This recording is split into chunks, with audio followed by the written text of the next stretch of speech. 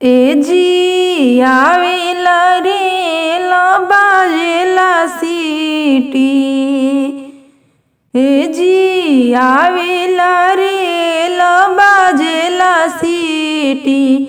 हमरा नैहर से आइल बा बैरन चिट्ठी।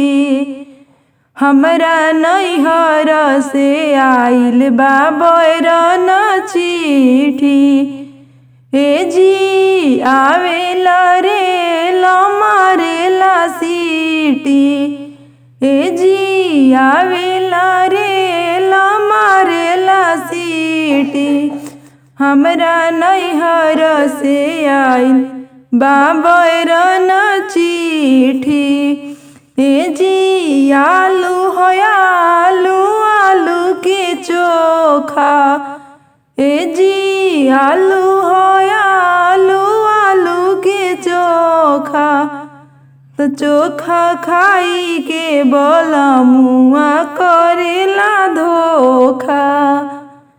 चोखा खाई के बलमुआ करेला धोखा।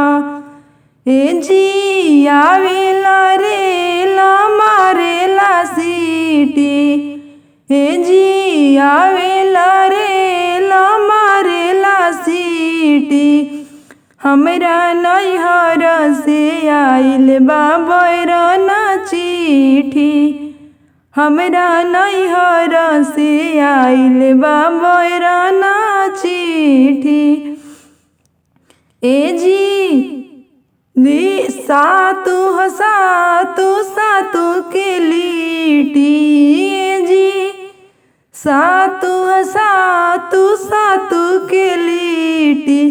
त लिट्टी खाई के बलमुआ मारेला सीटी। लिट्टी खाई के बलमुआ मारेला सीटी। ए जी आवेला रे बाजेला सीटी। ए जी आवेला रे मारेला सीटी। त हमरा नैहर से आइल बा बैरन चिट्ठी। हमरा नैहर से आइल बा बैरन चिट्ठी।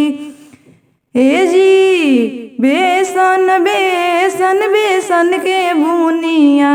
ए जी बेसन के बुनिया।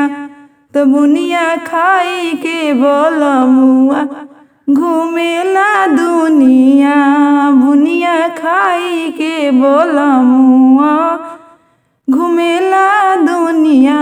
ए जी आवेला रे मारेला सीटी।